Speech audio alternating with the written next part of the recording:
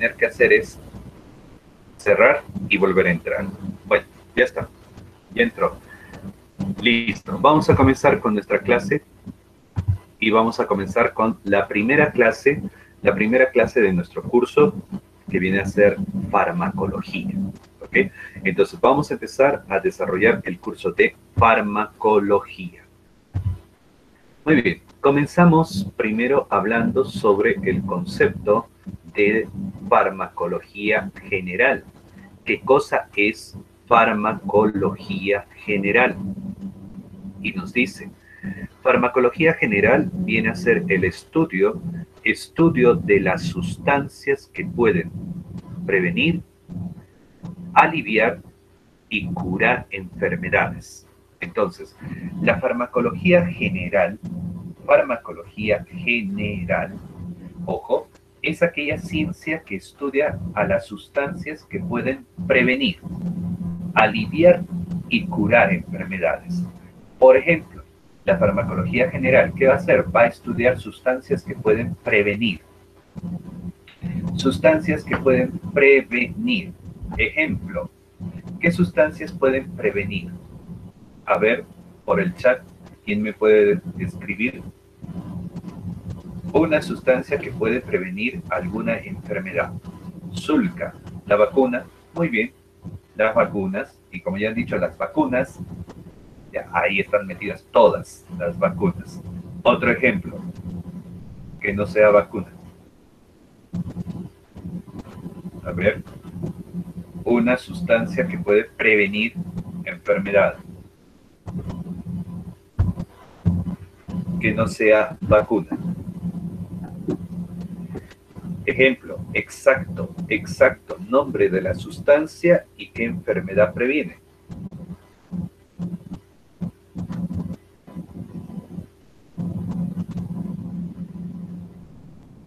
A ver.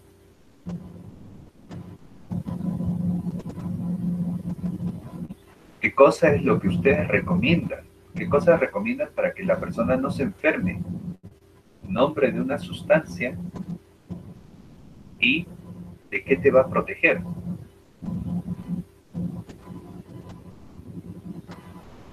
A ver.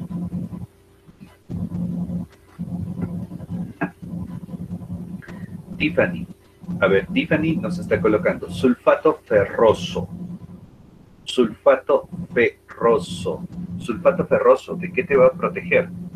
¿Qué cosa va a evitar el sulfato ferroso en tu cuerpo, Tiffany?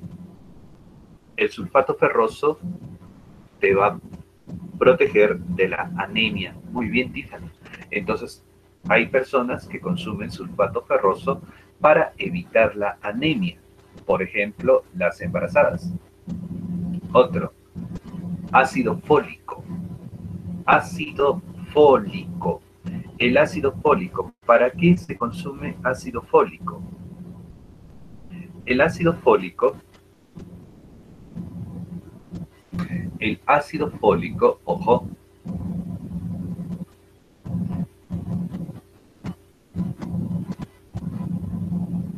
lo consumen las embarazadas, ojo, el ácido fólico lo consumen las embarazadas para evitar la malformación del sistema nervioso.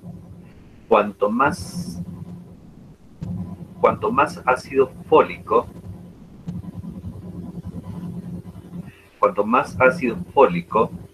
consuma una embarazada, el sistema nervioso de su bebé se forma mejor. Recuerden eso. Por eso las embarazadas tienen que consumir bastante ácido fólico, para que se forme bien el sistema nervioso. ¿Entendido? A ver, ¿alguien más quiere decir algo?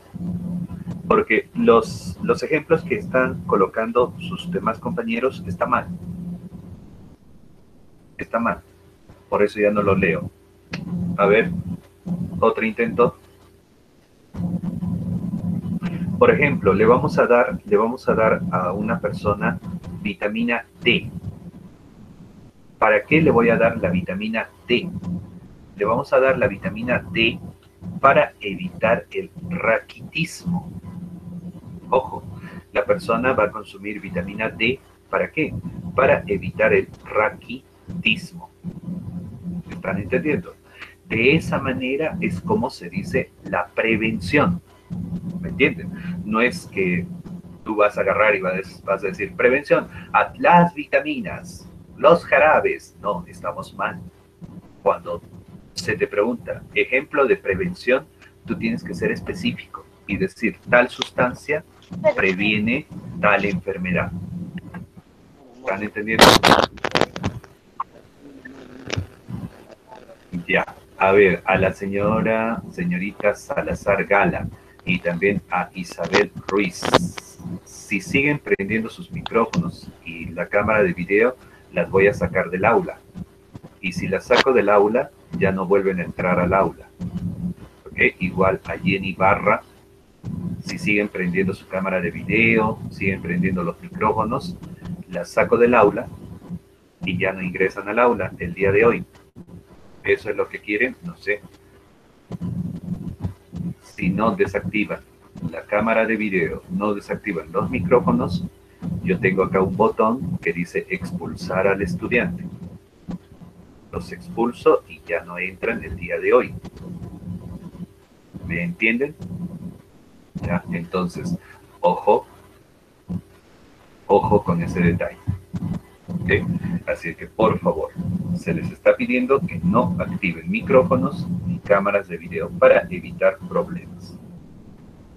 Ya. Entonces, tengo a las sustancias que pueden prevenir. Y recuerden, la sustancia que se usa para prevenir, ojo, la sustancia que se usa para prevenir es aquella sustancia que va a evitar, ojo, va a evitar que aparezca una enfermedad. Va a evitar que aparezca una enfermedad. Recuerden, por eso se utiliza para prevenir. Ahora, pero también utilizamos sustancias para poder aliviar. ¿Qué significa esto? Que yo puedo utilizar sustancias para poder disminuir la molestia. Solo para eso, para quitarle la molestia. ¿Entendido?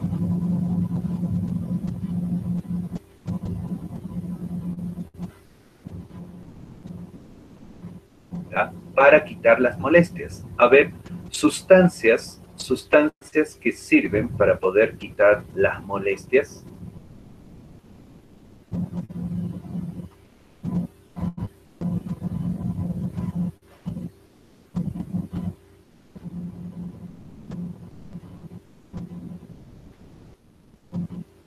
¿Qué sustancia? Paracetamol. Muy bien. El paracetamol, por ejemplo, es una sustancia que alivia.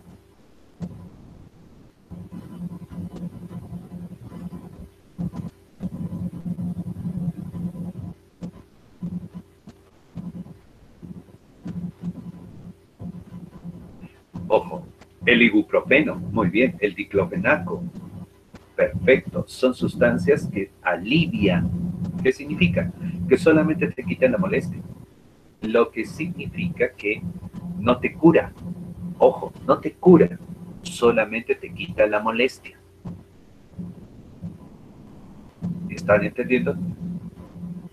Solo te quita la molestia, no te cura. Cuidado con ese detalle, sustancias que alivian. Pero también existen, por ejemplo, sustancias que curan. Sustancias que curan. Curar, por ejemplo, el paciente tiene una bacteria en su cuerpo y la bacteria le está causando una infección. Solución, hay que matar a la bacteria. Y si yo mato a la bacteria, ya no hay infección. Y curé al paciente. ¿Qué sustancias matan a las bacterias? A ver. ¿Qué sustancias matan a las bacterias? En general, jóvenes, en general, las sustancias que matan a las bacterias se llaman antibióticos. Antibióticos. Y dentro de los antibióticos hay diferentes tipos de antibióticos para cada tipo de bacteria. Ajá, ojo con ese detalle. Los antibióticos. Por ejemplo, los antibióticos te van a ayudar a curar a una persona porque el antibiótico va a matar a la bacteria. Y si matamos a la bacteria, el paciente va a sanar. ¿Me entienden? Entonces, cuando hablemos de curar, ojo, se supone que en la curación nosotros estamos desapareciendo por completo a la enfermedad y el paciente sana. En cambio, cuando alivio, solamente le estoy quitando la molestia, no estoy curando. Entonces, por ejemplo, si vamos a algún consultorio y de pronto el médico lo único que te receta es ibuprofeno, paracetamol y te manda a tu casa, no te está curando, solamente te está aliviando. Ojo con esos detalles. Entonces, en la farmacología, las sustancias las podemos dividir en esos tres grupos. Sustancias que pueden prevenir, sustancias que pueden aliviar y sustancias que pueden curar. ¿Ok? Sustancias que pueden prevenir, sustancias que pueden aliviar y sustancias que pueden curar. ¿Están entendiendo? Y la farmacología general se dedica a estudiar eso. ¿Ok? Hasta ahí, ¿se entiende?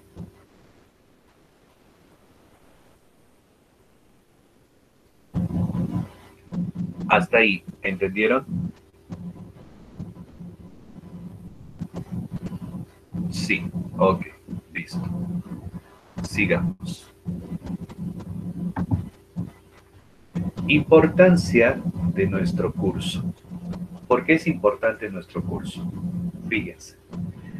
Nuestro curso va a ser importante porque gracias, ojo, a este curso, ustedes van a conocer 5 cosas. 1, vas a conocer la farmacéutica. Farmacéutica. ¿Y qué cosa es la farmacéutica? ¿Alguien sabe qué cosa será la farmacéutica? La farmacéutica, anoten, farmacéutica es la rama de la farmacología, que se dedica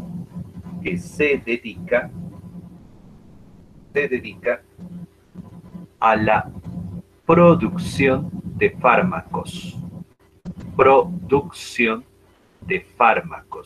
Esa es la farmacéutica. ¿Okay? Entonces, ¿la farmacéutica qué hace? La producción de fármacos. Nada más. La farmacéutica se va a dedicar solo a producir fármacos. Punto. Eso es lo que hace la farmacéutica. Siguiente. ¿Qué vamos a conocer? La farmacocinética. Farmacocinética. Anote. Farmacocinética. Rama de la farmacología,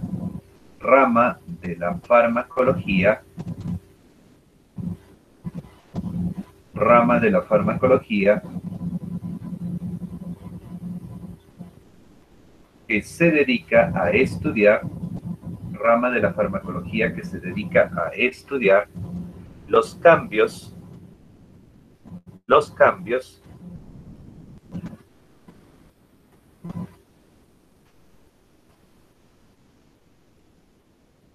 que sufre el cuerpo humano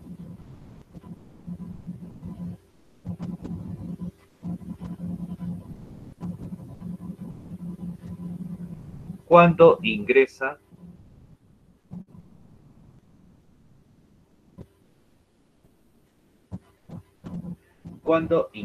un fármaco.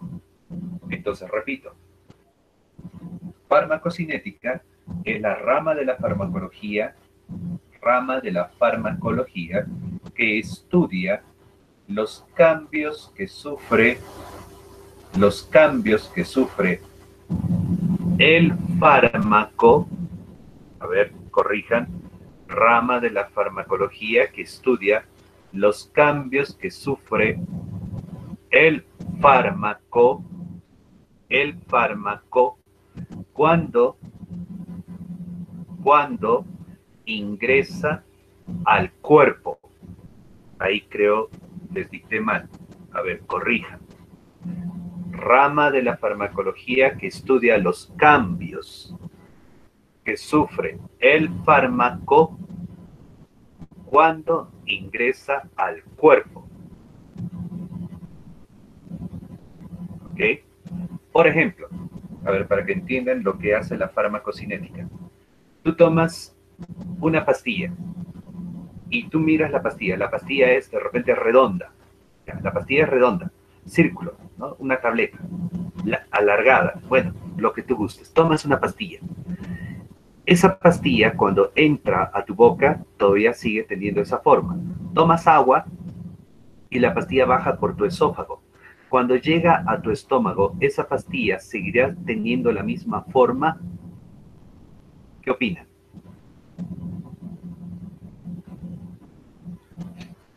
Para que esa pastilla entre a tu sangre, porque todas las pastillas van a entrar a la sangre, ¿seguirá teniendo la misma forma? No, ¿verdad?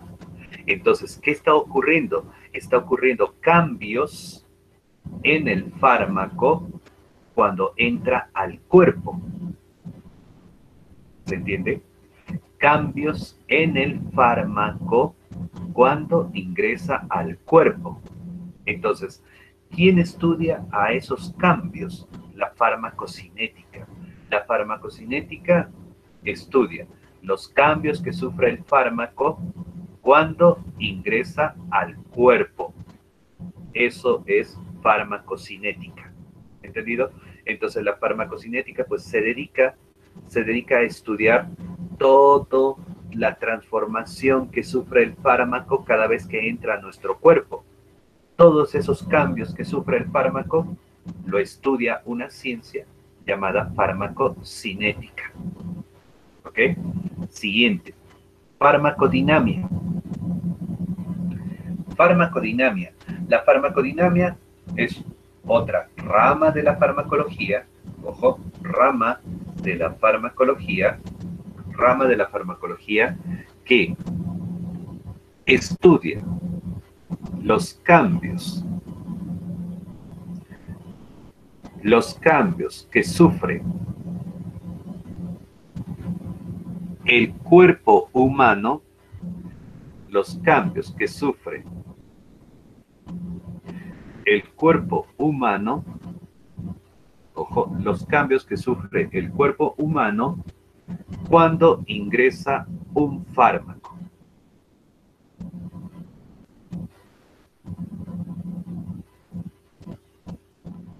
Entonces, la farmacodinamia, ojo, la farmacodinamia, ¿qué hace? La farmacodinamia estudia los cambios que sufre el cuerpo humano,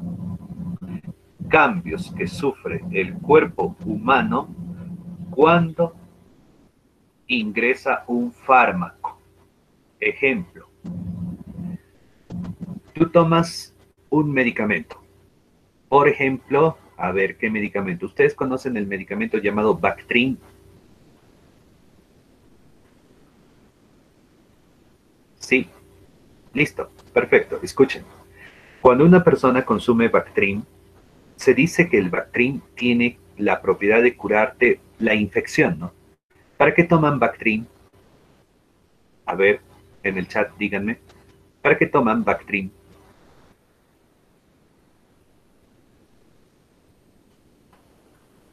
Para la diarrea. Muy bien, para la diarrea. Perfecto. Pero también lo pueden tomar para una amigdalitis. ¿Ya? Por si acaso. ¿Ya? Pero ¿qué pasa? El Bactrim entra a tu cuerpo, ¿ya? Y el Bactrim mata a la bacteria.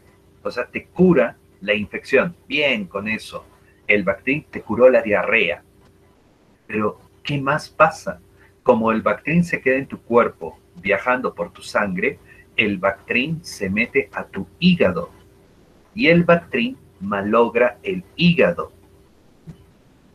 Ojo, el Bactrim te está curando la diarrea.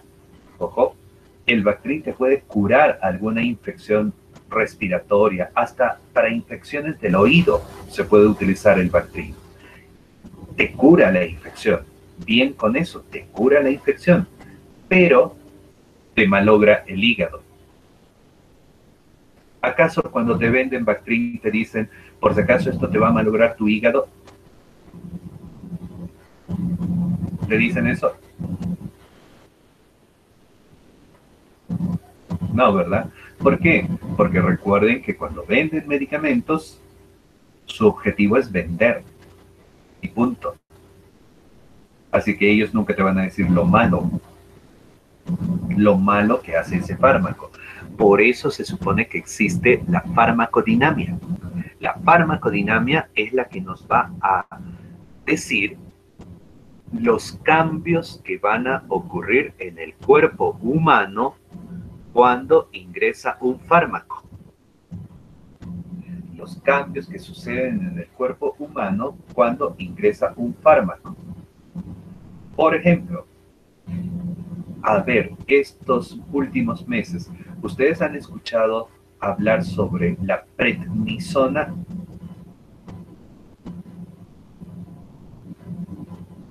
E incluso por ahí yo he visto gente que decía que deben de tomar prednisona para el COVID y tanta cosa.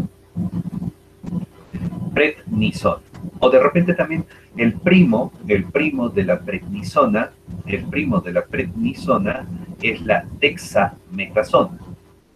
Dexametasona. ¿Ya? Es su primo, son familia. Ya, muy bien. Por ejemplo, yo he visto que a muchos pacientes, les inyectan dexametasona siempre. O les están dando pastillitas de prednisona. Dicen, con esto te va a desinflamar rápido. Y cierto, desinflama. Ojo, desinflama.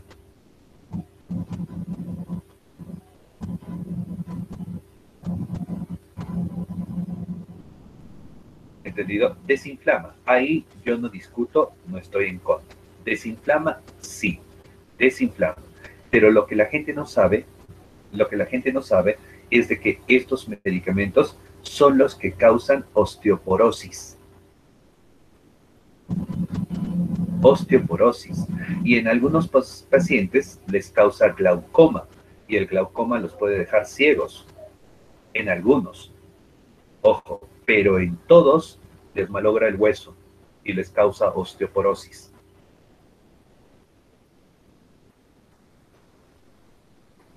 ¿Entendido?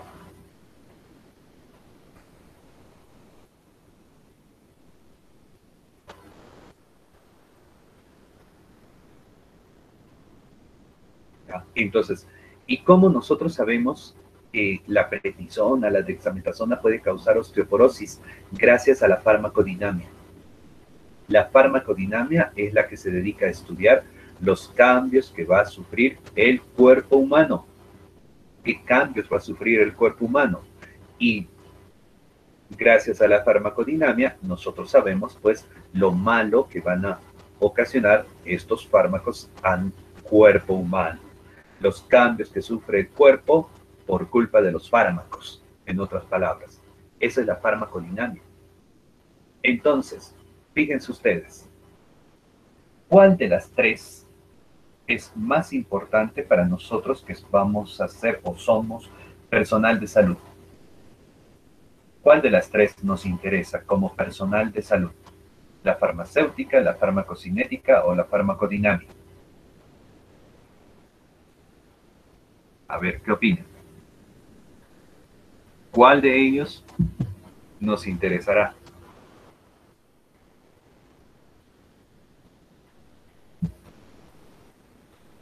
La farmacodinamia, perfecto, la farmacodinamia, eso es lo que nos importa. para saber si esa sustancia hace más daño que beneficio. ¿Se dan cuenta? Porque van a haber sustancias que te van a provocar más daño en el cuerpo que beneficios. Entonces, si la sustancia te provoca más daño, pues no lo voy a usar, ¿no? ¿Por qué? Porque me está dañando mucho el cuerpo. Entonces, como me está dañando mucho el cuerpo, no lo voy a utilizar, pues. ¿Entendido?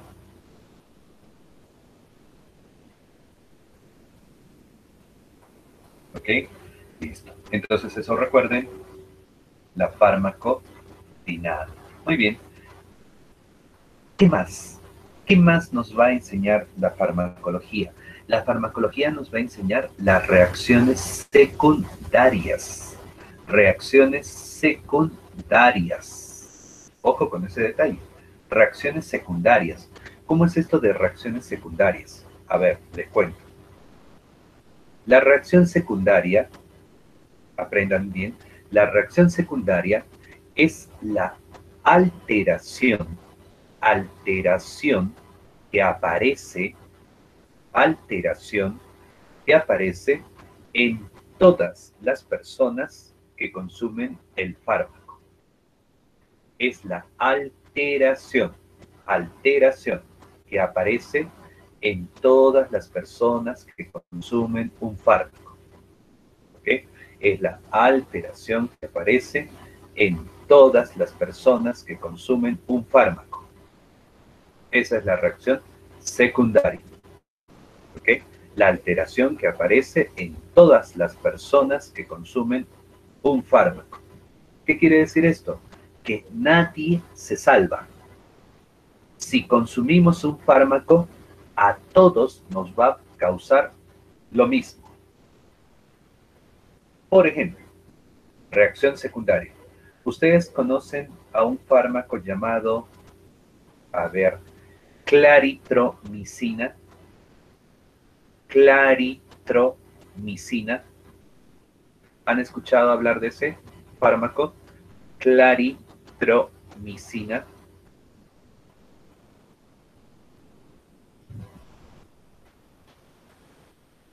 ¿Ya? Algunos sí, otros no. Bueno, la claritromicina. Por ejemplo, cuando las personas, cuando las personas consumen claritromicina, claritromicina, es lo que va a pasar. Cuando tú consumes claritromicina, ojo con este detalle, al consumir la claritromicina, jóvenes, la claritromicina va a cambiar el sabor de tu saliva. Por ejemplo, tú tomas hoy claritromicina y mañana cuando despiertes, tu boca va a estar amarga, porque la claritromicina le cambia el sabor a tu saliva y vuelve amarga la saliva. Y la saliva del paciente se vuelve amarga por culpa de la claritromicina. Las personas que no saben esto siempre se asustan. ¿Por qué? Porque tomaron claritromicina y al día siguiente su saliva está amarga. ¿Y qué nos dicen? Que le hemos malogrado su hígado. Su hígado está malogrado. Falso. No le hemos malogrado el hígado. Ojo, no le hemos malogrado el hígado. Es una reacción secundaria. Todas las personas que toman claritromicina, su saliva se vuelve amarga. Y así va a durar siquiera unos 3, 4 días. Y luego desaparece. ¿Se entiende? A eso le decimos reacción secundaria. Por ejemplo, otro. Ustedes han escuchado que existe un fármaco llamado Ponstan. ¿Han escuchado hablar del Ponstan? ¿Han escuchado hablar del Anaflex? ¿Han escuchado del Alidol? Sí, ¿verdad? ¿No? Famosos esos fármacos, ¿no? El Ponstan, Anaflex, Alidol, ¿ya? Y bueno, esas marcas, eso ya son nombres de marca, ¿ok? Esos productos, jóvenes, les cuento, las señoritas lo consumen pues porque tienen los famosos cólicos menstruales, ¿verdad? Chuponsta, el Anaflex, ¿no? Y con eso ellas quieren calmar su cólico menstrual, ¿correcto? Pero lo que nunca les han dicho es la reacción secundaria. ¿Qué pasa cuando una persona consume esos medicamentos? Y ojo, como es reacción secundaria, le va a suceder a todos, nadie se salva. Ojo, nadie se salva. A ver, ¿alguien sabe qué es lo que le ocurre a las personas que consumen Ponstan, que consumen Anaplex, Anidol? ¿Alguien o nadie? Ya, aprendan. Las personas que consumen estos fármacos, ojo, eh, se les quema el estómago. Es decir, les causa úlcera, ni siquiera gastritis. ¿Eh? Gastritis es algo leve. No, estos fármacos provocan úlcera en el estómago. Por más que la persona diga, no, pero yo lo tomo con mi estómago lleno, yo lo tomo después de la comida, igualito se quema. La comida no te protege de la úlcera, por si acaso.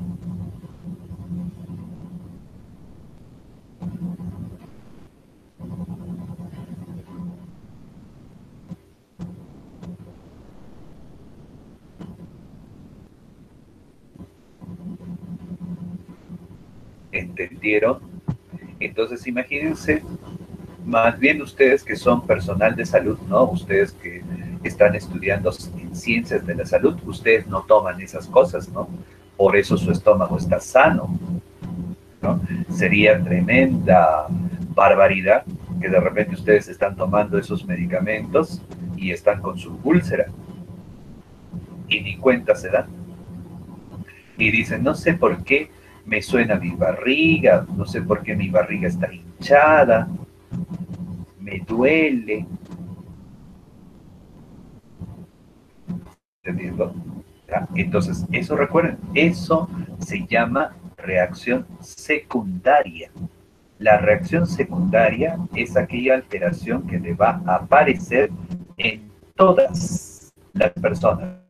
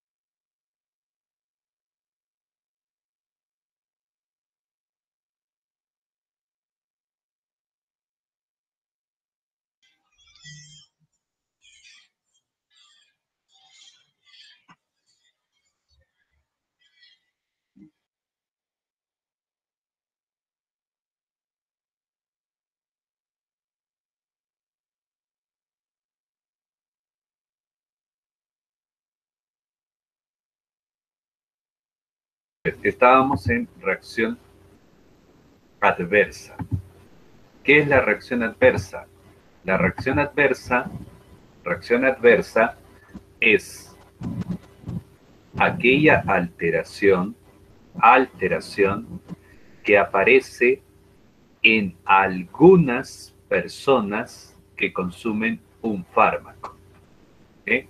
Es aquella alteración que aparece en algunas personas que consumen un fármaco.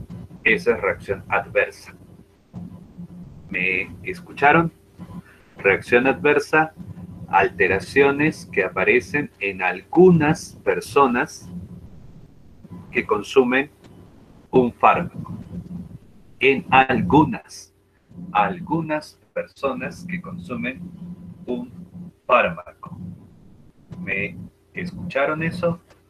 ¿Entendieron esa parte de la reacción adversa?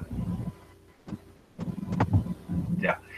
Por momentos se está paralizando el sistema, ojo, y eso no es culpa del sistema del instituto, porque recuerden que este sistema que estamos utilizando le pertenece al Google, es el Meet del Google, y ese sistema es un sistema internacional, eso no es un sistema que el instituto maneja, ¿me entienden? Nosotros hemos contratado este sistema internacional para poder utilizar el Meet, y esta semana ha estado habiendo problemas con el Meet, y se paraliza por momentos. Entonces, si se vuelve a paralizar la clase, no se preocupen, se va a volver y volvemos a explicar. ¿Okay? Reacción adversa, he dicho. La reacción adversa vienen a ser las alteraciones que aparecen en algunas personas que consumen un fármaco. Algunas. A ver, ¿cómo es esto? Una reacción adversa, jóvenes, es una alteración que va a aparecer solamente en algunas personas. No es una alteración que aparece en todos. Mi profesor se reía con este tema y siempre decía, ¿a quién le va a aparecer la reacción adversa? Al piña. Espero que acá en el salón no exista nadie con apellido Piña. ¿Ah? Si existe, disculpe. Pero era esa frase de mi profesor y decía, ¿quién va a tener las reacciones adversas? El piña. El piña. O también a veces decía, el sin suerte. El sin suerte, ese es el que va a tener la reacción adversa.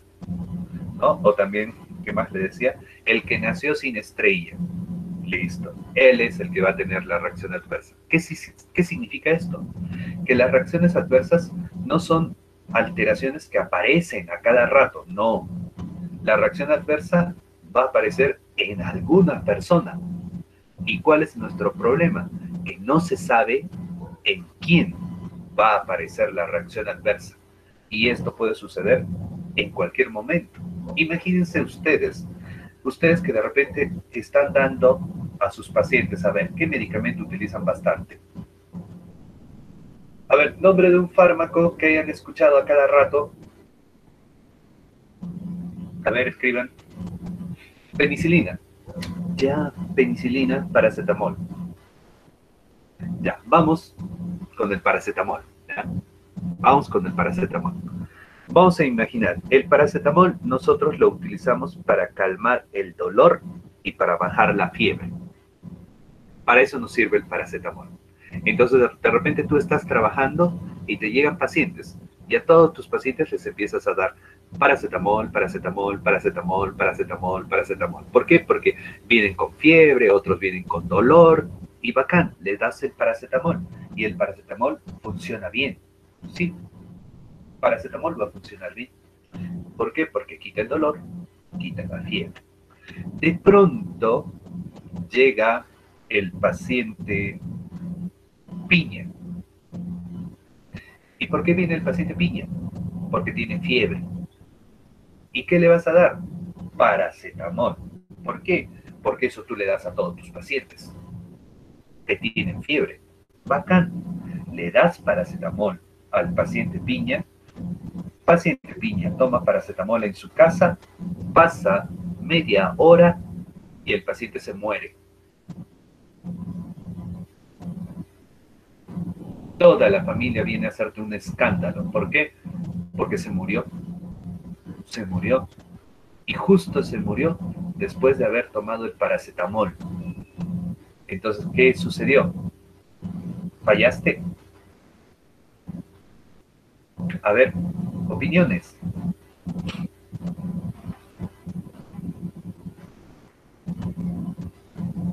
Y esto les puede pasar a ustedes, ¿ah? Ojo, ponte tú en ese caso. Tú estás atendiendo pacientes y de pronto das un medicamento y el paciente se te muere.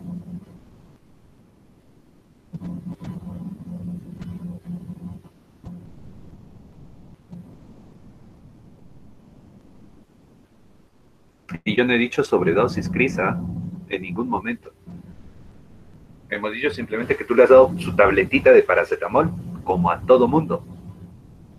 Y esta persona no es alérgico. O sea, ¿para qué ibas a preguntarle a Angie si era alérgico? Este paciente no es alérgico. Es más, el paciente de niño ha tomado paracetamol siempre. Y ahora tú le diste paracetamol y se murió.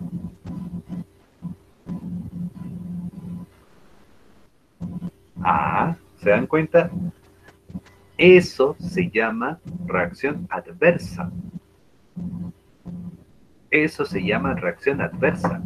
En cualquier momento, tu cuerpo reacciona mal al fármaco. A pesar que de repente toda la vida habías tomado ese medicamento, tu cuerpo en cualquier momento puede reaccionar mal a ese medicamento, a ese fármaco. Y eso es lo que le ocurre a este paciente. Este paciente siempre había tomado paracetamol y ahora tú le diste paracetamol y su cuerpo reaccionó mal. El problema fue de su cuerpo no quiso aceptar al paracetamol y su cuerpo reaccionó mal y se murió. ¿Se entiende? Entonces, ¿qué ocurrió? A eso le ocurrió solamente a él. A los demás pacientes que le diste paracetamol, los demás siguen vivos. Solo él se murió. Eso se llama reacción adversa. Eso se llama reacción adversa. ¿Me entienden? Eso es lo que ocurre, por ejemplo, en las operaciones. Están operando, ¿ya? Están operando y de repente están operando, por ejemplo, lo que pasó hace 2 años, creo pasó. Estaban operando a un joven del apéndice, le estaban sacando el apéndice. Cuando se saca el apéndice, como el apéndice está en el nacimiento del intestino grueso, se supone que en toda esa zona ya hay heces. Entonces, cuando se saca el apéndice, por seguridad, el cirujano le pide al anestesiólogo que le ponga un antibiótico para protegerlo de cualquier infección. ¿Por qué? Porque han operado intestino grueso. Entonces, ocurre que el anestesiólogo le puso el antibiótico al joven, ya, que estaba ahí en sala de operaciones anestesiado, y el joven hizo paro cardíaco en plena operación. Paro cardíaco. Ahí viene el problema. ¿Ese medicamento causa paro cardíaco? No.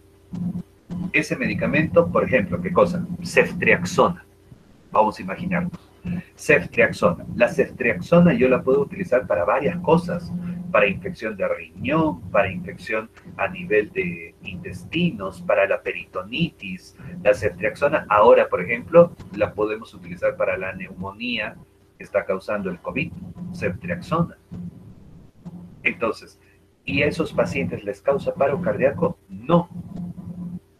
Pero a ese paciente, en especial a ese paciente, le pusieron ceftriaxona y el paciente hizo paro cardíaco. ¿Por qué?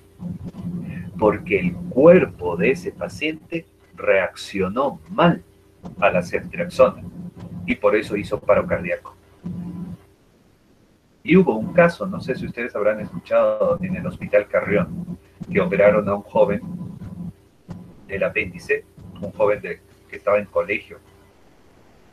Hizo paro cardíaco y no reaccionaba y cuando lo revivieron, el chico quedó en coma. No sé si eso ustedes habrán escuchado, sabían de eso, o de repente alguna vez han visto casos así, ¿no? De que en plena operación se muere. Ahora, la pregunta es, ¿quién tiene la culpa?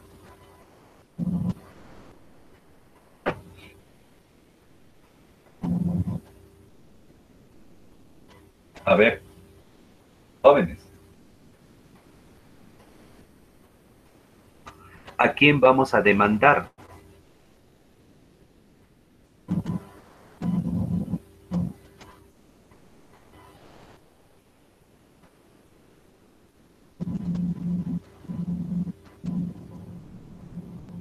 Ah, muy bien, a nadie, ¿no? Médico no tiene la culpa, porque la reacción fue del cuerpo de esa persona, porque ese medicamento normalmente cualquier otra persona lo consume y normal, va sana, pero justo ese paciente reaccionó mal y fue el único que reaccionó mal. Entonces, ¿qué es eso? Reacción adversa. ¿Entienden? Eso se llama reacción adversa. Por eso se supone que cuando hacen el juicio, porque demandaron al doctor, demandaron al cirujano, hacen todo el escándalo, los noticieros, todo eso, ¿cuántos médicos están en la cárcel?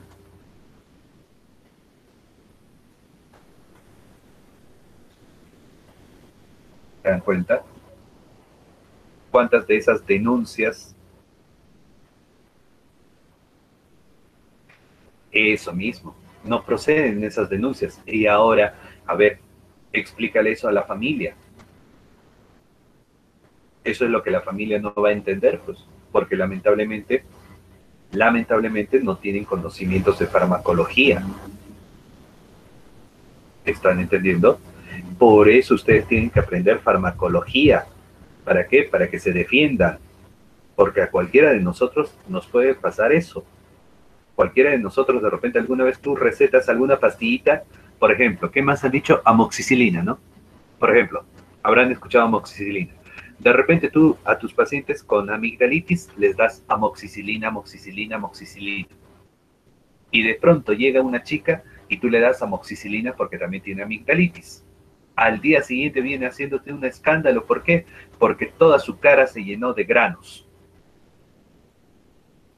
Destrozada toda su cara, llena de granos. ¿Qué pasó? Y eso le sucedió solo a ella. Porque tus otros pacientes que han tomado amoxicilina, normal, han sanado. Pero en cambio a esta chica le diste amoxicilina y toda la cara se le llenó de granos. Respuesta, ¿qué es eso?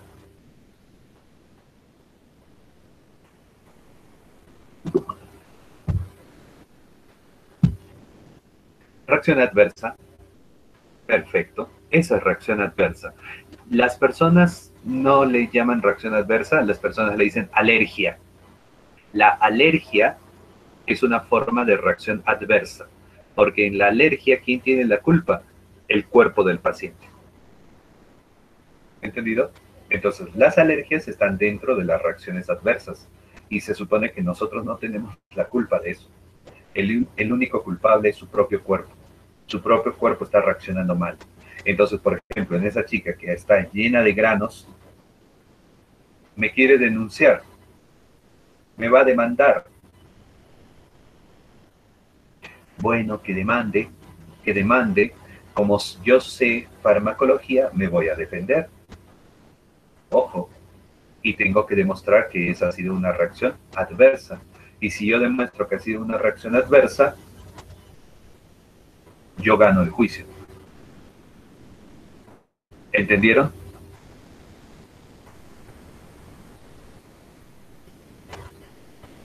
Por eso todos estamos en riesgo de enfrentarnos a las reacciones adversas.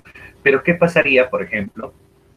¿Qué pasaría, por ejemplo? Escuchen, llega una señora, llega una señora y la señora viene por dolor de rodilla. ¿Ok? Dolor de rodilla. O vamos con esto mejor, para que me entiendan más fácil. Viene por cólico menstrual. Viene por cólico menstrual. Y tú agarras y de frente, ¿qué cosa le recetas para su cólico menstrual? Ponsta. Ponsta. Y le diste Ponsta. Y todavía por ahí se te ocurrió decirle a la señora que tome 2 tabletas juntas. Para que le quite rápido el dolor. Y así hacen algunas, ¿ah? Algunas chicas toman 2 tabletas juntas. ¿Ya? Y eso le dijo. 2 tabletas juntas de Ponsta.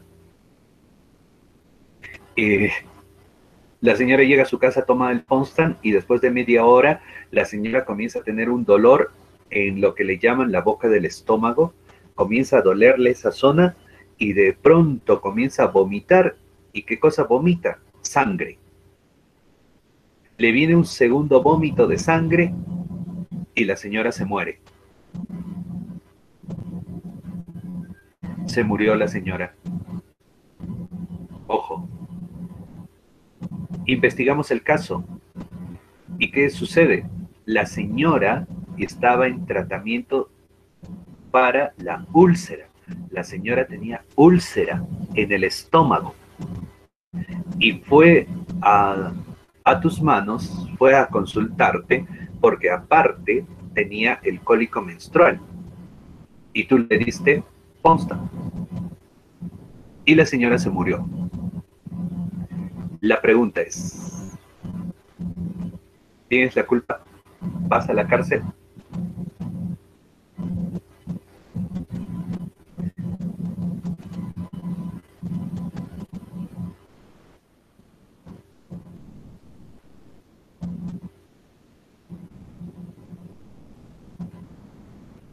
Ya, escuchen.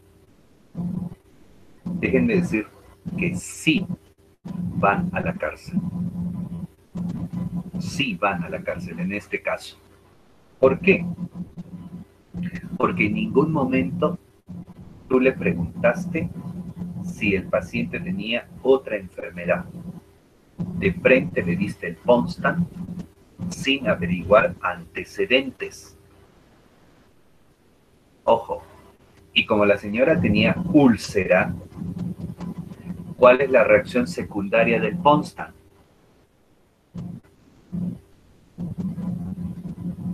Yo les dije, ¿cuál es la reacción secundaria del Ponstan?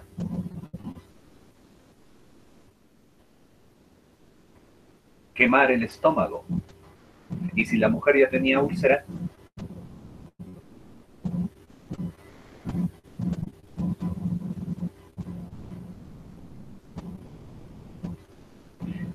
¿y por qué te vas a la cárcel? Porque esto es reacción secundaria. Y las reacciones secundarias sí sabemos que va a pasar a todos, que la reacción secundaria nadie se salva. Entonces, como es reacción secundaria, porque le sucede a todos los que consuman el producto, tú tenías que tener mucho cuidado. Es por eso, jóvenes, que tienes que conocer cuáles son las reacciones secundarias. Ojo, porque si no conoces las reacciones secundarias, tú vas a dar los medicamentos y por ahí alguien puede resultar dañado. Te lleva a juicio y te gana. ¿Por qué? Porque fue reacción secundaria. Las reacciones secundarias sí las debemos de controlar. Las reacciones secundarias se supone que las deberíamos de evitar. ¿Por qué? Porque sí sabemos que eso va a pasar. En cambio, las reacciones adversas yo no las puedo evitar porque yo no sé a quién le va a pasar. En cambio, la secundaria sí, le va a pasar a todos. Y todavía para colmo, ni siquiera le ha preguntado antecedentes al paciente. De frente le dio el medicamento. ¿Me entendieron?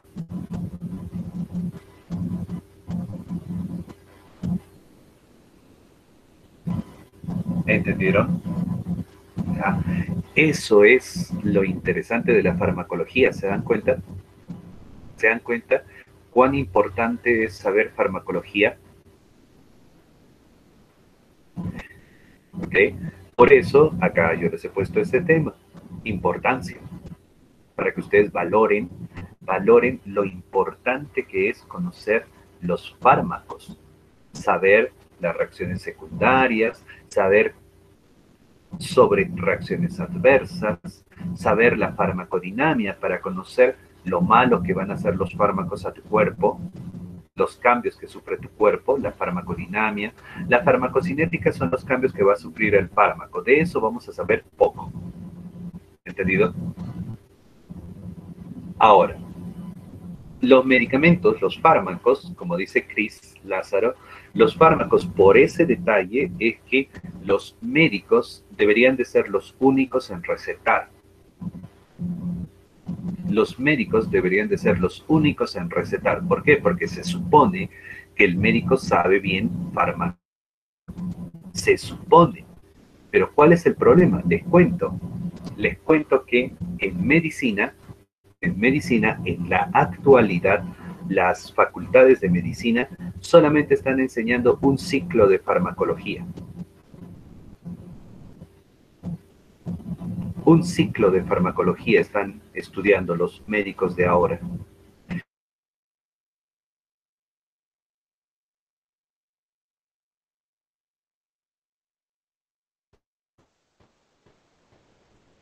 Difícil. Es por eso que muchas veces el médico cuando termina la carrera no domina bien la farmacología. Mentira es que digan que sabe muy bien la farmacología. No. Solo sabe recetar. Receta, pero no sabe las reacciones secundarias, no sabe la farmacodinámica. Ojo, lo único que sabe es recetar. O sea, el uso del fármaco, nada más sabe. ¿Me entiendes? Ese es el gran problema que tenemos en la actualidad. Ojo, ahora, el personal técnico. Muchas veces al personal técnico los van a mandar a trabajar a lugares alejados. Y en esos lugares alejados no hay médico. Entonces, cuando aparece un paciente enfermo, ¿quién va a recetar?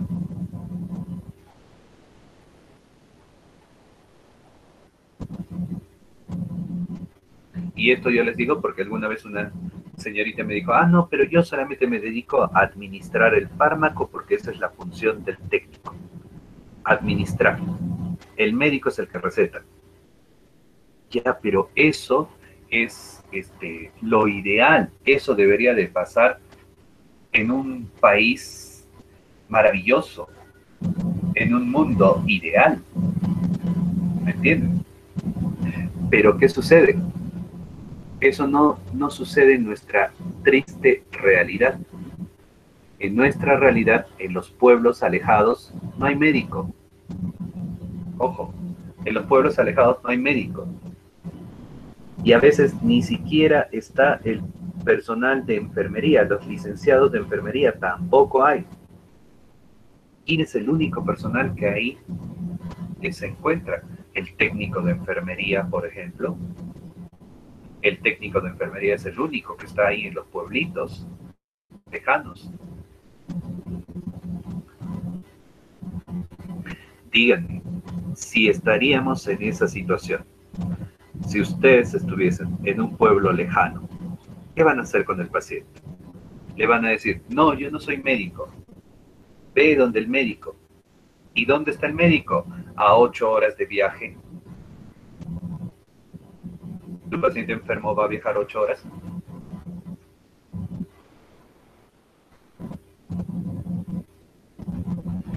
Esa es la realidad. ¿Me entienden? Esa es la realidad. Es por eso que nosotros lo que queremos, por ejemplo, en el instituto, es de que ustedes conozcan lo básico de la farmacología. Lo básico. Tampoco, por ejemplo, a ustedes les vamos a enseñar a recetar, por ejemplo, fármacos del sistema nervioso, fármacos de psiquiatría, esas cosas no, pues. O fármacos para el cáncer, esas cosas no, eso no les vamos a enseñar porque se supone que eso lo tiene que manejar el médico, ¿no? Pero, por ejemplo, medicamentos para el sistema digestivo, medicamentos para el sistema respiratorio, eso sí tienen que saber. Los antibióticos, los antiinflamatorios, los antipiréticos, los analgésicos, eso tienen que saber ustedes. ¿Me entienden? ¿Por qué? Porque de eso es lo que más enferma a nuestra población. Nuestra población se enferma más de infecciones respiratorias, infecciones digestivas. ¿Entendido? ¿Entiende?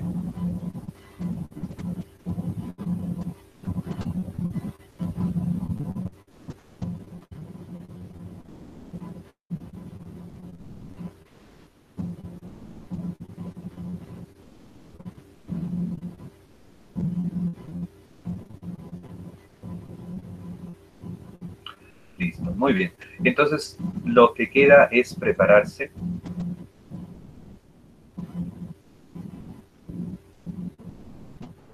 Lo que queda es prepararse, jóvenes, prepararse. ¿Por qué? Porque si no va a aparecer alguien que sepa más que ustedes y les van a quitar el trabajo. O va a aparecer alguien que sepa más que ustedes y a esa persona lo van a contratar y a ustedes no los van a contratar. ¿Me entienden? Ya, entonces, de ustedes depende. Ustedes quieren tener trabajo, ustedes tienen que ser los mejores técnicos. No quieren tener trabajo y dar pena buscando y nunca encontrar. ¿Por qué? Porque no eres bueno. No eres bueno. Ojo, yo he conocido a lo largo de todo este tiempo, yo he conocido chicos que desde que empezaron a hacer las prácticas o entraron de apoyo a alguna clínica, etcétera, demostraron que eran buenos profesionales y cuando terminaron su carrera los contrataron automáticamente y se quedaron ahí. ¿Por qué? Porque demostraron que eran buenos en lo que hacían. Ojo, entonces de eso se trata. Se trata de que cuando ustedes son estudiantes, ustedes tienen que ir a demostrar que son buenos. ¿Me entienden? ¿Para qué? Para que esos negocios, porque lamentablemente son negocios, esos negocios vean que ustedes son buenos trabajadores y que vale la pena quedarse con ustedes. Pero si ustedes no demuestran eso, termina de repente tu rotación, termina tu práctica y te dicen gracias, chao, adiós. ¿Por qué? Porque no les convienes. No les convienes. ¿Me entienden? Y lamentablemente el mercado es así. Lamentablemente es así. Ojo. Así es que se supone que ustedes tienen que aspirar siempre a ser los mejores. Hay algunos que se conforman con 13, ¿no? Y pelean todavía. No, es 12.5. Ya con eso felicidad, ya pasaste. O como están haciendo ahora, están pasando plagiando. Plagiando, plagiando y plagiando. Todo es plagio. Y ahora todos han vuelto genios, porque en sus notas están que sacan 16, 17, 18, 20 en todos sus exámenes. Son genios. Bueno, cuando salgan a la realidad, ahí vamos a ver. Ahí vamos a ver si de verdad pues ese 16, 18, 20 es real, ¿no? Ahí ustedes van a demostrar. Así que eso métanse en la cabeza. Ojo, a las finales, ¿quiénes son los que se engañan? Son ustedes, si es que no estudian. ¿Entendieron?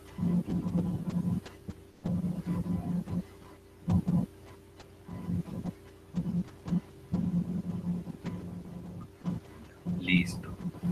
Ok. Ojalá pues, ojalá que sí se pongan a estudiar como debe de ser. ¿Ok? Muy bien.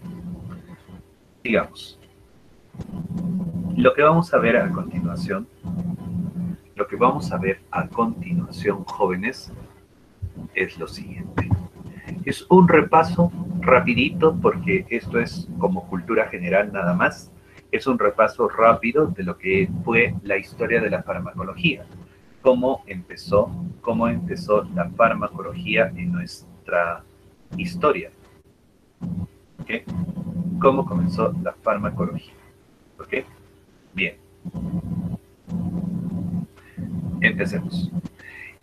Se cuenta que la primera información sobre la farmacología, sobre fármacos, sobre tratamientos, lo encontramos todavía en una cultura ya desaparecida llamada la Mesopotamia.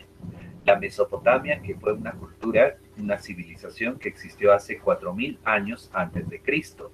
Y de esta cultura encontramos a las famosas tablillas sumeria de Nippur. Ese es el nombre que le pusieron. ¿Y qué es lo que hemos encontrado en estas tablillas? En estas tablillas, que son unas tablillas, fíjense, que en algunos casos eran piedras donde estaban escritos, o también eran como una especie de discos de barro donde también habían escrito. ¿Qué cosas se encontró? Los tratamientos a las enfermedades que existían en esa época, lo que significa que desde hace 4000 años antes de Cristo ya existían tratamientos. Y los tratamientos que utilizaban estaban hechos en base a plantas con propiedades medicinales. Avanzamos en el tiempo y llegamos a Egipto. En Egipto, en Egipto, en Egipto, jóvenes, encontramos más o menos en los años 2800 antes de Cristo, encontramos a un personaje especial. Este personaje es Imhotep. Imhotep era considerado el curandero de Egipto, del Egipto antiguo, el curandero, el hechicero, que curaba a través de la magia, según lo que refieren. Incluso cuentan las historias de que Imhotep juró regresar después de la muerte. Es por eso que aparece la historia del regreso de la momia, y es Imhotep el hechicero que hace pacto con los demonios, dice, para después regresar de la muerte. Bueno, Imhotep es ese personaje. Pero en lo que es la medicina, pues cuenta de que Imhotep curaba a las personas a través de la magia. Bueno, eso es lo que se tiene de información en el Egipto antiguo. Pero también existe el Egipto moderno, que es más o menos 2500 años antes de Cristo. En esta época, los egipcios, ojo,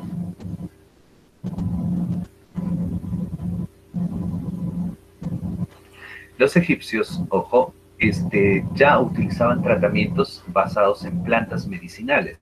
¿Y cómo se demuestra esto? Porque se descubre unos papiros a los cuales le bautizan como los papiros de Eber, y en los papiros de Eber aparecen escritos los tratamientos que se les daba a las enfermedades. Y acá también los egipcios utilizaban plantas. Las plantas que utilizaban en esos años eran la mandrágora, el beleño, el opio, por ejemplo. Son algunas de las plantas que los egipcios utilizaban para dar tratamiento. ¿Entendido?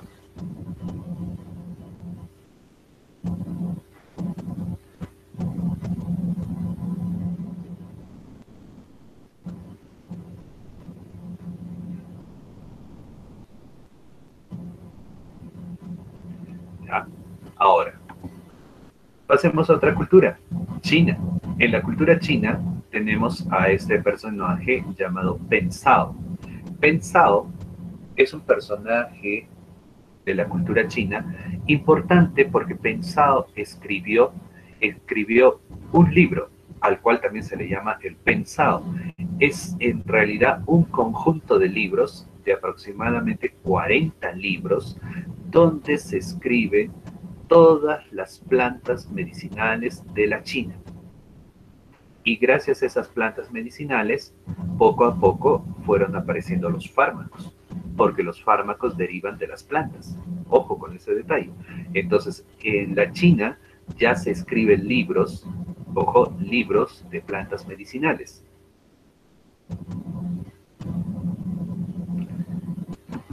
Ahora, también en la China hay un personaje llamado Shen Nun.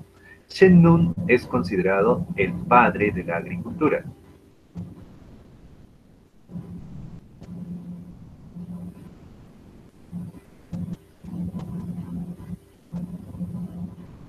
padre de la agricultura.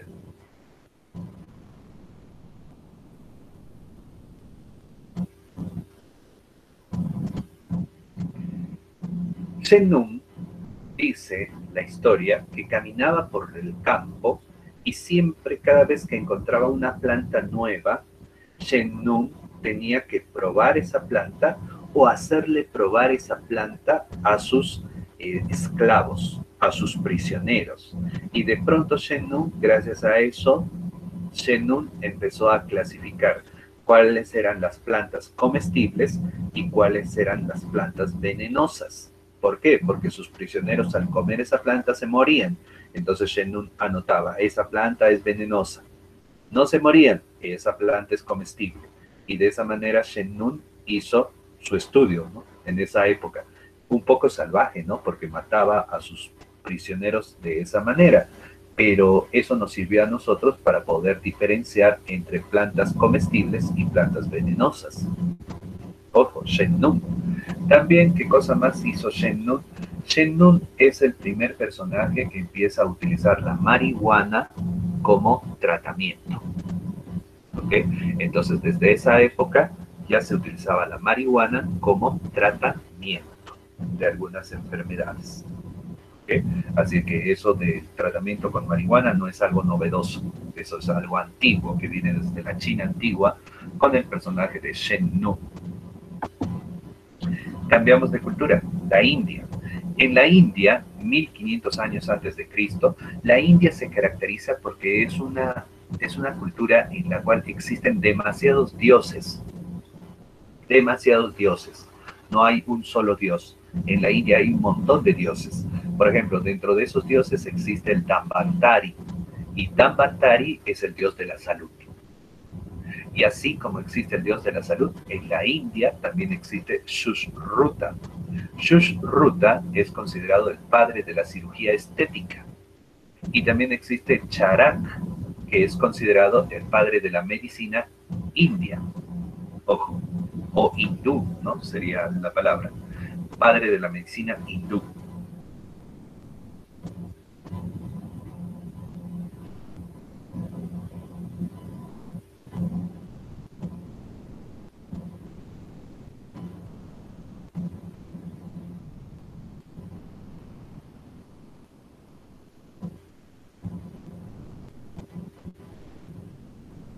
¿Ya? También en esta cultura, en la India, en la cultura hindú, existen libros que fueron escritos en esos años. Existe, por ejemplo, el Atharva Veda, que es un libro de rituales mágicos con los cuales curaban, y también existe el Rig Veda, que es un libro donde utilizan plantas medicinales. Bueno, era la forma como ellos daban tratamiento a sus enfermedades, ¿entendido? En la India. Pasamos a la cultura griega, a Grecia, ojo, a Grecia, y en Grecia aparece pues Asclepio, es el nombre que le ponen los griegos, Asclepio, pero también Esculapio es el nombre que le ponen los romanos. Ojo con ese detalle. Es el mismo personaje que tiene dos nombres. Los griegos le llamaron Asclepio y los romanos le llamaron Esculapio.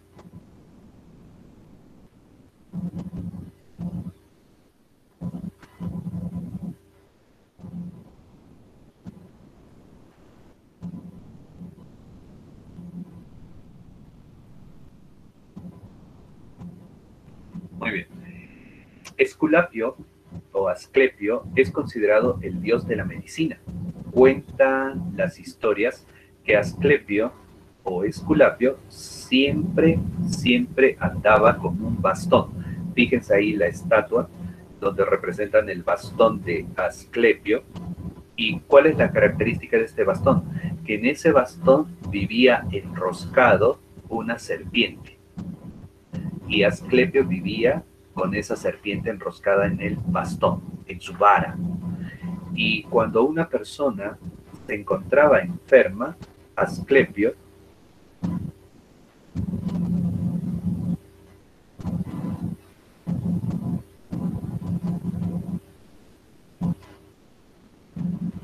Asclepio lo único que hacía era tocar con la vara y la serpiente sobre la cabeza de la persona y la persona automáticamente sanaba.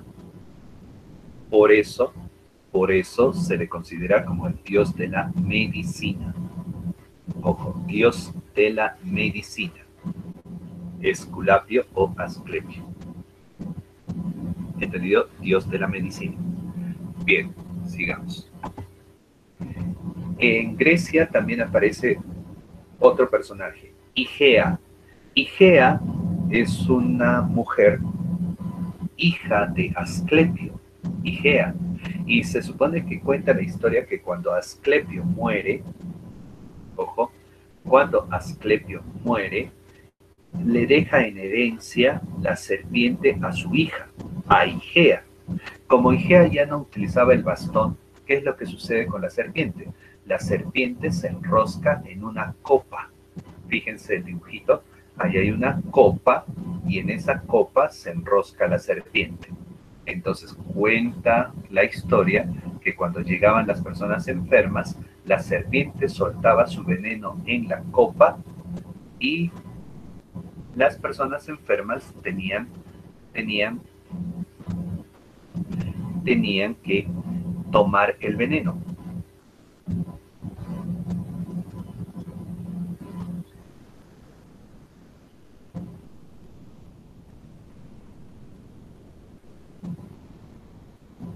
¿Entendido? Entonces, de esa manera, Igea curaba a través del veneno. Por eso, desde ahí viene la historia de que los venenos te pueden curar o los venenos te pueden matar. Ojo, y de ahí es donde nacen los fármacos. Es por eso que los fármacos te pueden curar o los fármacos te pueden matar. ¿Se dan cuenta? Es como el veneno de esa serpiente. O te mata o te cura. ¿Se entiende? Es por eso que el símbolo de la farmacia es la copa con una serpiente, en honor a Igea. ¿Están entendiendo eso? ¿Se entiende? Listo, muy bien. Eso entonces recuerden, en honor a Igea. Y también Igea es considerada la diosa de la salud y la limpieza. Por eso, en honor a Igea, aparece la palabra higiene. Higiene. Recuerden. Entonces, la diosa de la salud y la limpieza, Igea, y ella fue la que nos enseñó qué cosa es la higiene. ¿Ok? Higiene.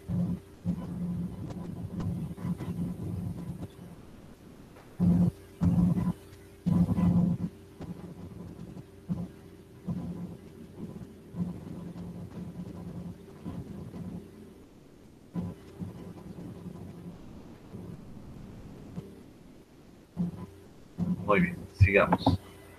También de Grecia tenemos que hablar sobre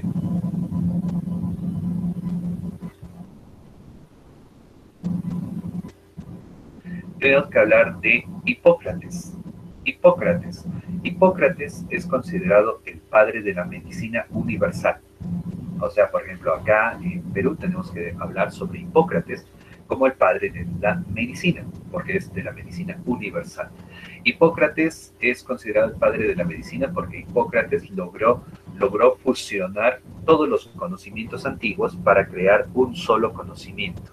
¿Entienden? Es decir, Hipócrates agarra los conocimientos de los egipcios, los conocimientos de los griegos, los conocimientos de los chinos, los conocimientos de la India, de los árabes, y junta todo. Y por eso él es el creador de la medicina en general, porque lo que hizo fue fusionar todos los conocimientos que existían en la antigüedad. ¿Entendido? Y aparte, pues también Hipócrates era un filósofo, tenía frases célebres. Por ejemplo, una frase célebre que me gusta de Hipócrates es que la comida sea tu alimento y tu alimento sea tu medicina. Y eso se cumple hasta la fecha. Porque si tú no te quieres enfermar, tienes que estar bien alimentado. ¿Por qué? Porque tu alimento es tu mejor medicina. Recuerda. Y eso nos lo enseñó Hipócrates todavía. ¿Ok?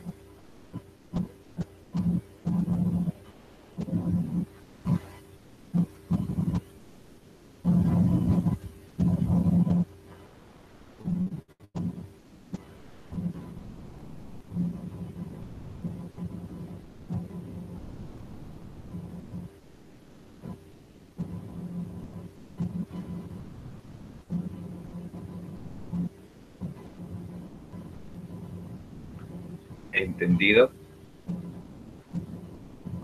Digamos.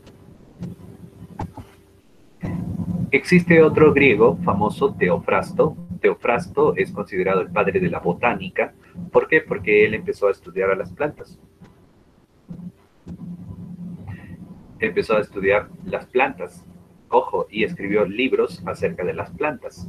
Así que por eso es lo que se considera como padre de la botánica. En Roma, cambiamos, nos vamos a Roma. En Roma aparece otro personaje llamado Dioscorides. ¿Y Dioscorides qué es lo que hizo? Dioscorides se puso a estudiar también los venenos y los contravenenos. ¿Qué quiere decir eso? Que Dioscorides estudió cuáles eran las plantas venenosas y cuáles eran sus antídotos. Ojo, cuáles eran las plantas venenosas y cuáles eran los antídotos. ¿Entendido?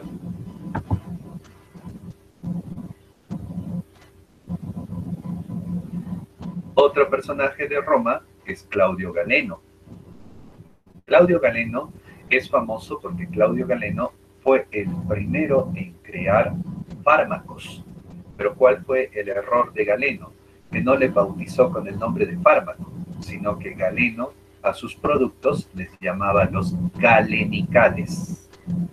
Galenicales. ¿Y qué eran los galenicales? Los primeros fármacos que él mismo producía. Por ejemplo, hay un fármaco famoso de Galeno llamado la triaca. La triaca, que era un ungüento refrescante hecho de cera de abejas, aceite mineral y bórax. Bueno, Galeno empezó a fabricar fármacos. ¿Entendido? Empezó a fabricar fármacos.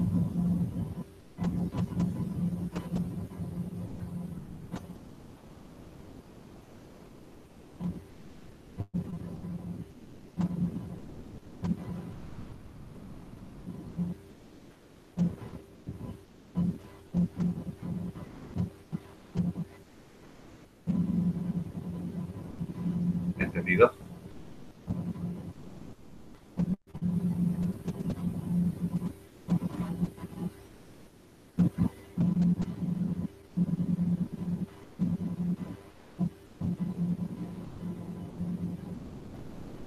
Seguimos.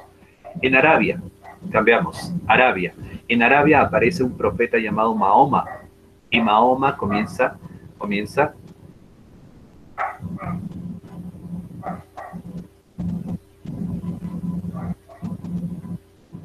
Mahoma empieza a enseñar sobre diversos aspectos de la vida. Y dentro de esos aspectos de la vida también habla sobre la medicina. Por ejemplo, Mahoma es el que nos enseña lo siguiente. Una onza de prevención es mejor que una tonelada de tratamiento. Una onza de prevención es mejor que una tonelada de tratamiento. Recuerden eso. Una onza de prevención es mejor que una tonelada de tratamiento. Traducción.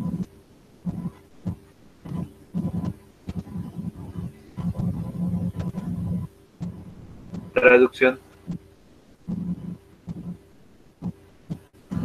¿Qué significa eso?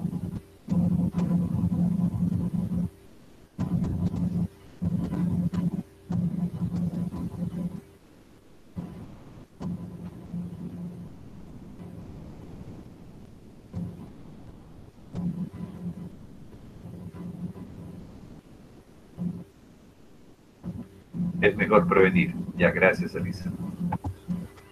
Otro personaje de Arabia, Avicena.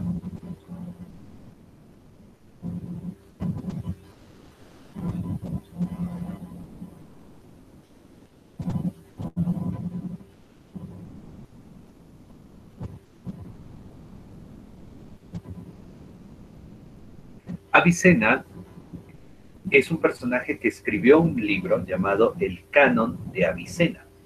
El Canon de Avicena es un libro en el cual describe 760 medicamentos.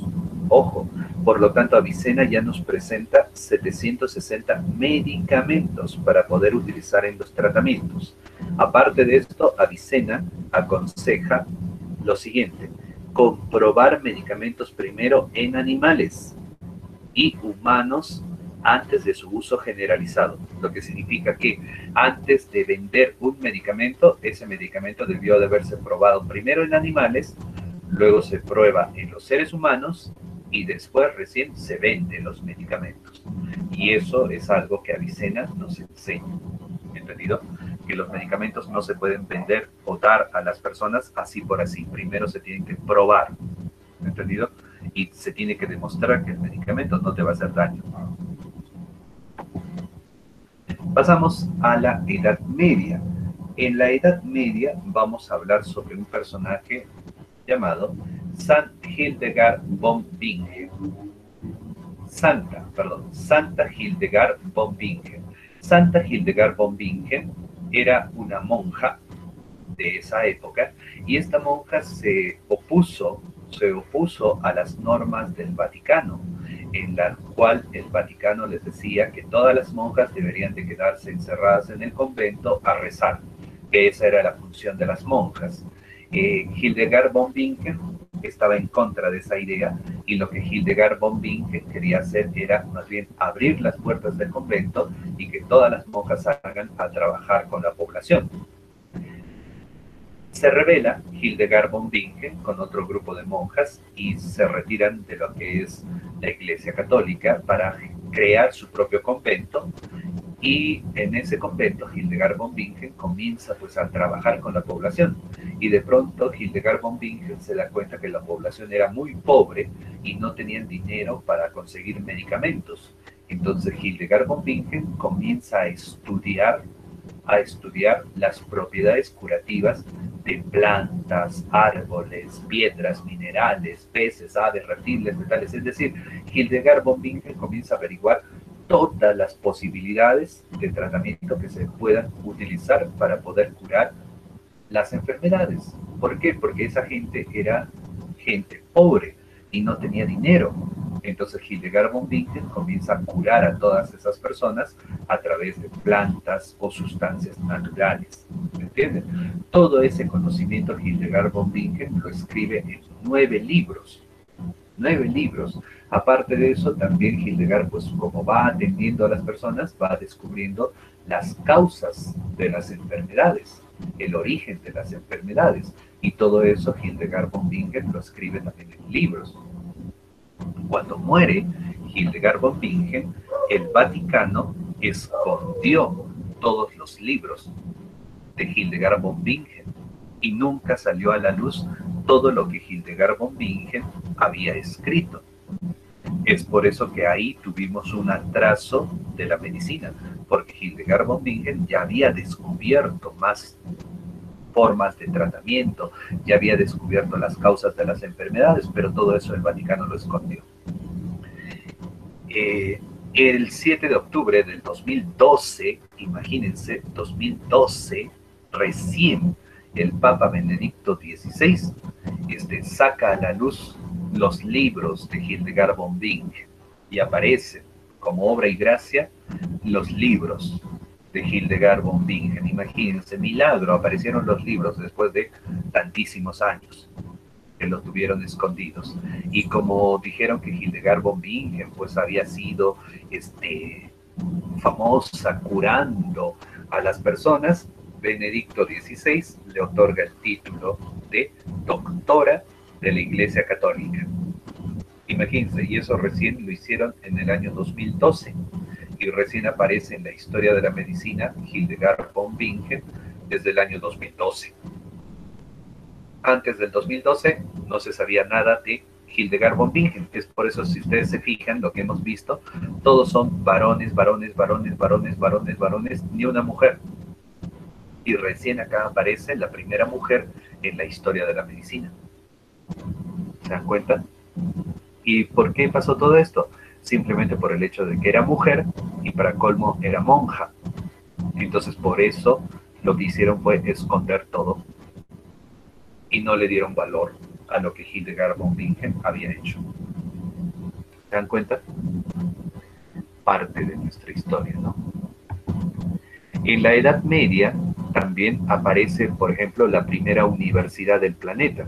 La primera universidad del planeta es la Escuela de Salerno.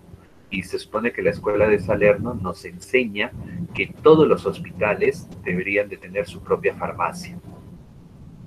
Aparte de esto, la Escuela de Salerno nos enseña sobre normas de higiene, nos enseña sobre nutrición, sobre hierbas medicinales y otras indicaciones terapéuticas. Entonces recuerden que en la Edad Media aparece la primera universidad llamada la Escuela de Salerno. La primera universidad, Escuela de Salerno.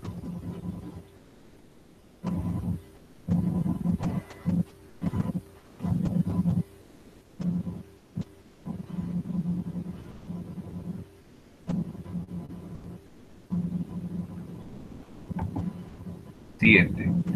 En la Edad Media aparecen también los herboristas. ¿A quienes se les decía herboristas? Se les decía herboristas, ojo, herboristas, a las personas que curaban con hierbas. Herboristas, los que curaban con hierbas. También aparece el Sandalani. Sandalani es aquella persona que curaba y vendía sándalo. ¿Okay? A ver, la señorita que ha prendido su micrófono y lo ha apagado, vuelva a prender su micrófono y apague, por favor, porque está haciendo interferencia. A ver, ¿quién es la que ha movido el sistema? Listo. Ya, entonces Sandalani, recuerden que viene a ser la persona que vendía sándalo y curaba con sándalo. ¿Qué más? Aparecen los especieros. ¿A quiénes se les decía especiero? Se les decía especiero a la persona que curaba con especias. Especias. Con A al final. Especias. Por ejemplo, especias. ¿Qué cosas son las especias? El anís, la canela, el clavo de olor. ¿Qué más? Otras especias. La cúrcuma, el ajos. Ah, esas son especias. Entonces habían personas que curaban con especias y a ellos les decían especieros. Pero también aparecen los perfumistas y había también un grupo de personas que curaban a través de los perfumes, a través de los aromas, a través de los olores. Y se supone que había en esa época personas que se dedicaban a eso. Y a ellos les decíamos los perfumistas. ¿Se dan cuenta? Y así va avanzando la historia hasta que en el siglo VIII aparece recién el profesional farmacéutico.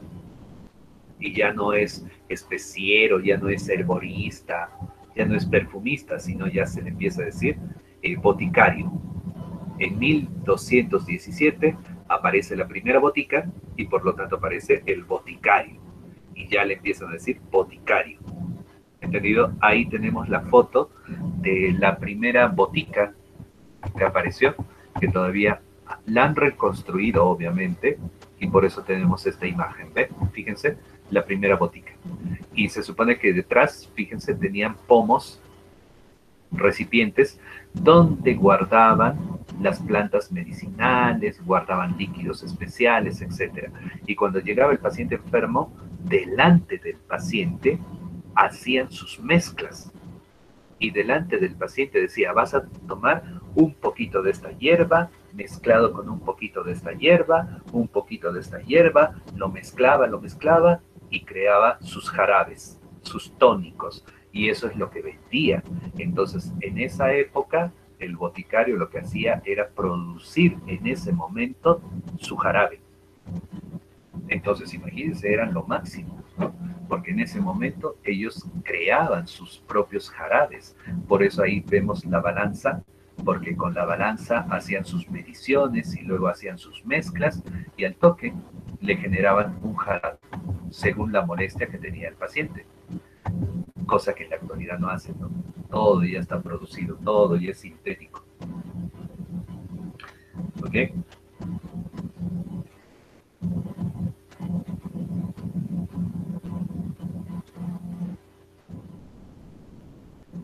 Listo. Sigamos. Pasamos a otra época, al siglo XVI hasta el siglo XIX. Y se supone que en esta época ya es más científico todo, porque empiezan a sacar de las plantas a las sustancias principales. Empiezan a sacar de las plantas a lo que nosotros le llamamos el principio activo. Ojo, y el primer principio activo que se saca, ojo,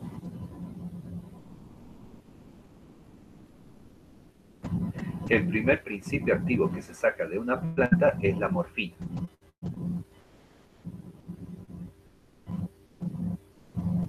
Ojo, la morfina. La morfina es el primer principio activo que se saca de una planta. ¿Alguien sabe de qué planta sale la morfina?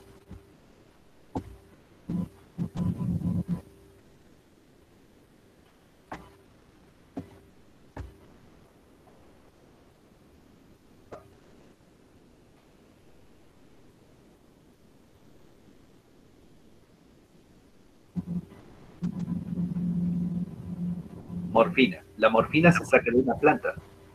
La morfina se saca de una planta llamada amapola. Amapola. Ojo, es una flor.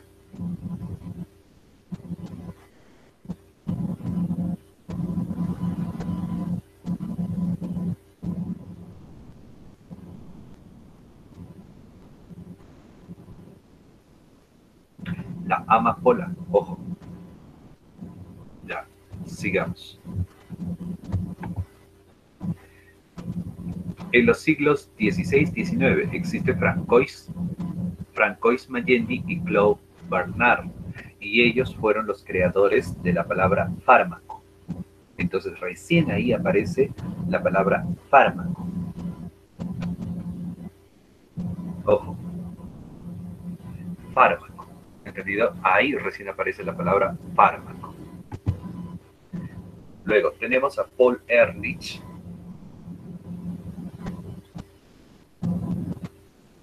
Paul Ehrlich en 1910, ojo, descubre el primer quimioterápico, es decir, él fue el creador de del primer fármaco sintético, es sintético, y le puso de nombre Salvarsan. Y este fármaco, Salvarsan, traía en su interior arsénico. ¿Y para qué él recetó este fármaco?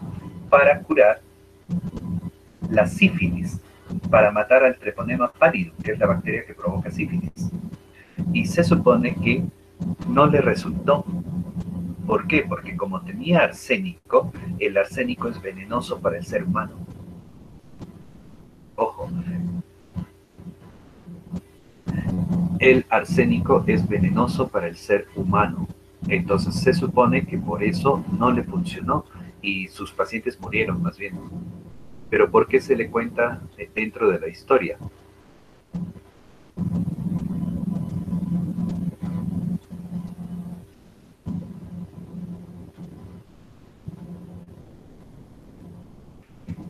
Porque fue pues el primero que produjo un fármaco sintético. Solo por eso se le cuenta en la historia. ¿No tuvo éxito? No tuvo éxito, pero como fue el productor del primer fármaco sintético, por eso es lo que entra a la historia Paul Ehrlich. Luego aparece Alexander Fleming, y él fue el que destruyó a Paul Ehrlich. ¿Por qué? Porque Alexander Fleming descubre la penicilina. Y como descubre la penicilina, logran curar la sífilis. Porque les cuento que en esos años, 1900 hasta 1920, existía una pandemia llamada sífilis. Así como ahorita estamos encerrados por el COVID-19, en esa época estuvieron encerrados por la sífilis. Ojo, y por eso todos estaban preocupados en encontrar la cura para la sífilis. Y el primero fue Paul Ehrlich, pero fracasó. Luego apareció Alexander Fleming con la famosa penicilina y triunfó y se volvió famoso. Y con eso se encontró la cura de la sífilis. ¿Entendido? La sífilis, recuerden. En 1978 aparece Henry Laborit. 1978. Ojo, Henry Laborit es el primer científico que crea la psicofarmacología. Es decir, desde 1978 sabemos que existen medicamentos que pueden alterar la mente. Y a través de medicamentos nosotros podemos modificar la mente de las personas. A eso se le conoce como la psicofarmacología. Recuerden eso. Y eso se descubre en 1978 todavía. Desde 1980 aparece la época moderna. ¿Por qué? Porque a partir de 1980 aparecen los grandes avances en tecnología, aparecen ya mejores laboratorios y desde ahí se considera la farmacología moderna desde 1980. ¿Entendido? Muy bien. Entonces, jóvenes, lo que he tratado de hacer ha sido un resumen de lo que vendría a ser la historia de la farmacología y los grandes avances que tuvieron en diferentes épocas.